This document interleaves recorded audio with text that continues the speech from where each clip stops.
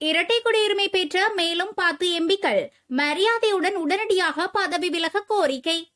Diana கமகேவை போன்று இரட்டை குடியுரிமை பெற்றுள்ள நாடாளுமன்ற உறுப்பினர்களை உடனடியாக பதவி விலகுமாறு ஓமல்பே சோபித தேரர் தெரிவித்துள்ளார். அதன்படி தற்போது மேலும் 10 நாடாளுமன்ற உறுப்பினர்கள் இரட்டை குடியுரிமை பெற்றுள்ளதாக ஓமல்பே சோபித தேரர் ஊடகங்களுக்கு தெரியப்படுத்தியுள்ளார். இந்த விடயம் தொடர்பாக அவர் மேலும் கருத்து தெரிவிக்கையில், உச்சநீதிமன்ற தீர்ப்பை பரிசீலிக்குமாறு இந்த நாடாளுமன்ற உறுப்பினர்களை நாங்கள் கேட்டுக்கொள்கிறோம். டயானா கமகேவை போன்று மேலும் 10 நாடாளுமன்ற உறுப்பினர்கள் இரட்டை குடியுரிமை கொண்டிருப்பதால் அவர்கள் நாடாளுமன்றத்தை பிரதிநிதித்துவப்படுத்துவதற்கு தகுதியற்றவர்கள் என்பதை நாங்கள் தெரிவிக்கிறோம். இந்த விடயங்கள் தொடர்பில் நீதிமன்றத்திற்கு செல்வது நேரத்தையும் பணத்தையும் வீணடிக்கும் செயலாகும். எனவே கட்சித் தலைவர்கள் தமது பிரதிநிதிகளை கவனமாக தெரிவு செய்யுமாறு கேட்டுக்கொள்கிறோம். அது மாத்திரமன்றி இரட்டை குடியுரிமை பெற்றுள்ள இந்த நாடாளுமன்ற உறுப்பினர்கள் தங்கள் பதவிகளிலிருந்து மரியாதையுடன் உடனடியாக விலகிக் கொள்ளுமாறு கேட்டுக்கொள்கிறோம் என அவர் கூறியுள்ளார். 3 நாட்கள் மூடப்படவுள்ள மதுபான சாலைகள் மற்றும் இறைச்சி கடைகள். 2024ஆம் ஆண்டிற்கான அரச வெசாக் விழாவை முன்னிட்டு 3 நாட்களுக்கு மதுபான சாலைகள் மற்றும் இறைச்சி கடைகள் மூடப்படும் என அறிவிக்கப்பட்டுள்ளது. இந்த முறை அரச வெசாக் விழாவை மாத்தளை மாவட்டத்தில் நடத்த திட்டமிடப்பட்டுள்ள நிலையில் முன்னேற்பாடுகள் தீவிரமாக இடம்பெற்று வருகிறது. இதன்படி மே மாதம் 21ஆம் தேதி முதல் 27ஆம் தேதி வரை வெசாக் வாரமாக பிரகடனப்படுத்தப்பட்டுள்ளது. இந்த நிலையில் மே 22, 23 மற்றும் 24 ஆகிய தேதிகளில் மதுபான நிலையங்கள் மூடப்படும் எனவும் இறைச்சி விற்பனை செய்யும் இடங்களும் குறித்த நாட்களில் மூடப்படும் எனவும் அறிவிக்கப்பட்டுள்ளது. டயானா கமகேவிற்கு தொடரும் நெருக்கடி, பாயவுள்ள மற்றொரு வழக்கு. முன்னாள் ராஜாங்க அமைச்சர் டயானா கமகேவுக்கு எதிராக வழக்கு தாக்கல் செய்ய இலங்கை தொலைக்காட்சி கூட்டுத்தாபனம் தீர்மானித்துள்ளதாக தெரிவிக்கப்படுகிறது. நேரலை ஒளிபரப்புக்கு நேரம் ஒதுக்கியது மற்றும் அதற்கான தொகையை செலுத்த தவறியதன் அடிப்படையில் இந்த வழக்கு தாக்கல் செய்யப்பட உள்ளது. ஏறக்குறைய 10 லட்சம் ரூபாவை அவர் செலுத்த தவறிவிட்டதாக தொலைக்காட்சி நிறுவனம் தெரிவித்துள்ளது. நிலுவைத் தொகையை வழங்குமாறு பலமுறை அவருக்கு தெரிவிக்கப்பட்ட போதிலும் பல்வேறு காரணங்களை கூறி அந்த தொகையை செலுத்தவில்லை என தெரிவிக்கப்பட்டுள்ளது. நவகமுவ பெரஹராவை நேரடியாக ஒளிபரப்ப தொலைக்காட்சியில் நேரத்தை ஒதுக்கியுள்ள அவர் அதற்கான செலவை தாமே தனிப்பட்ட முறையில் செலுத்துவதாக எழுத்துமூல அறிக்கையையும் கொடுத்துள்ளார். தொடரூந்தில் மோதி உயிரிழப்போரின் எண்ணிக்கை அதிகரிப்பு.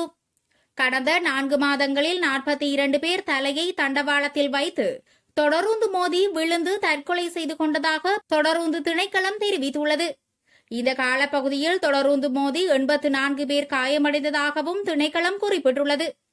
கடந்த 2 வருடங்களுடன் ஒப்பிடுகையில் இந்த வருடத்தின் முதல் 4 மாதங்களில் விபத்துகள் மற்றும் தற்கொலைகளால் உயிரிழந்தவர்களின் எண்ணிக்கை அதிகரித்துள்ளதாக தொடரூந்து மேம்பாட்டிற்கான தொழிற்சங்க கூட்டமைப்பின் அழைப்பாளர் இந்திக தொடங்கொட தெரிவித்தார். கடந்த 2022ஆம் ஆண்டு தொடரூந்து மோதி விபத்துக்குள்ளாகி 135 பேர் உயிரிழந்ததுடன் 254 பேர் காயமடைந்தனர். 2023 148 பேர் உயிரிழந்ததுடன் 248 பேர் காயமடைந்துள்ளதாக தொடரூந்து திணைக்கள தகவல்கள் தெரிவிக்கின்றன. மூடப்பட்ட 81 அரசு பாடசாலைகள். கல்வி அமைச்சர் வெளியிட்டுள்ள தகவல்.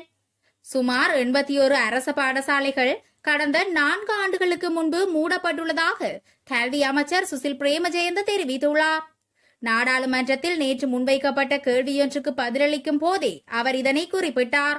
மூடப்பட்ட பாடசாலைகள் அனைத்தும் மாகாண சபைகளின் கீழ் செயற்பட்டவை மற்றும் அவற்றின் பௌதிக வளங்களை வேறு பயனுள்ள தேவைகளுக்கு பயன்படுத்த தீர்மானிக்கப்பட்டுள்ளதாகவும் அவர் கூறியுள்ளார். மேலும் அவ்வாறான ஒரு சில பாடசாலைகள் வேறு கல்வி தேவைகளுக்காக பயன்படுத்தப்படுவதாகவும் அவர் சுட்டிக்காட்டியுள்ளமை குறிப்பிடத்தக்கது. தமிழர் பகுதியில் சட்டவிரோத கடற்தொழில், அதிரடியாக 13 பேர் கடற்படையினரால் கைது.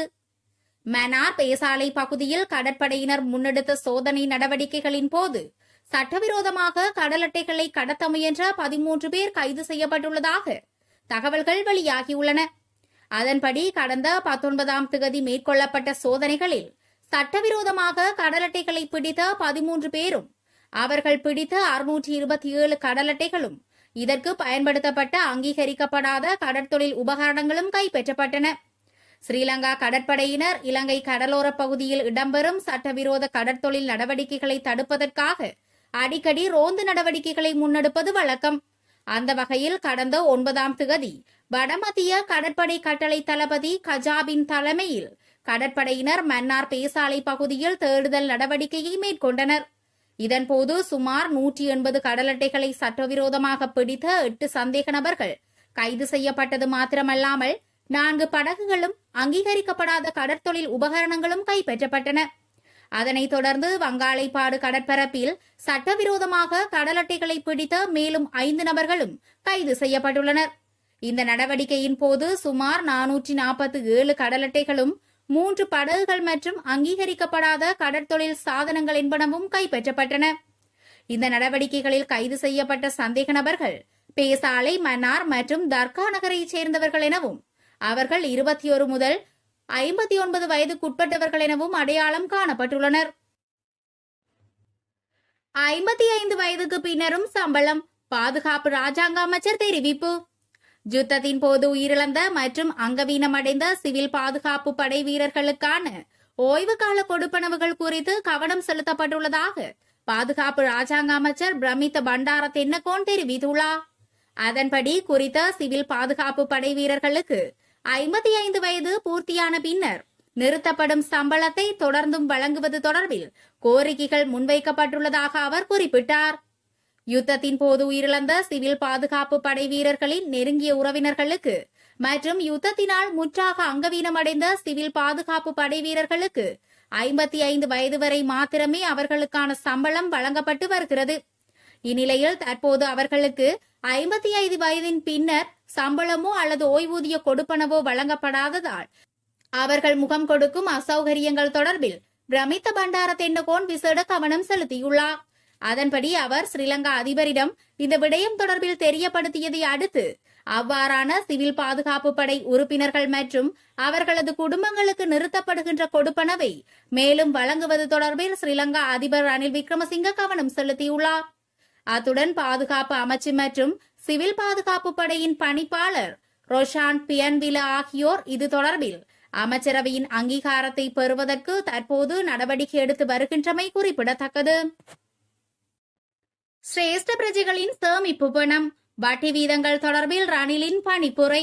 சிரேஷ்ட பிரஜைகளின் சேமிப்பு வட்டி வீதங்கள் தொடர்பில் தெளிவான பகுப்பாய்வை மேற்கொள்ளுமாறு ரணில் விக்ரமசிங்க பணிப்புரை விடுத்ததாக நிதி ராஜாங்க அமைச்சர் ரஞ்சித் சியம்பலாபிட்டிய தெரிவித்துள்ளார். சிரேஷ்ட பிரஜைகளின் சேமிப்புக்காக சுமார் 80 பில்லியன் ரூபாய் தேவைப்படுவதாகவும் இதற்கு முன்னர் வழங்கப்பட்ட பணத்திற்காக 105 பில்லியன் ரூபாய் கடனை திரைசேரியில் இருந்து செலுத்த உள்ளதாகவும் அமைச்சர் குறிப்பிட்டுள்ளார்.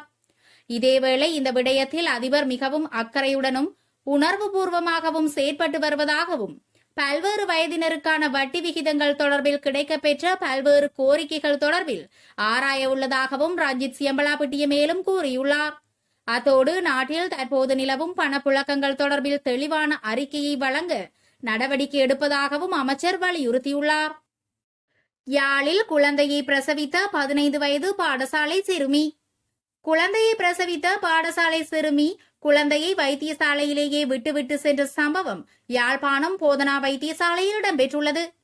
வடமராட்சி துண்ணாலை பகுதியைச் சேர்ந்ததாக தெரிவித்து 15 வயது சிறுமியொருவர் கர்ப்பம் தரித்த நிலையில் தனது தாயுடன் குழந்தை பிரசவத்திற்காக நேற்று மாலை வைத்தியசாலையில் அனுமதிக்கப்பட்டுள்ளார்.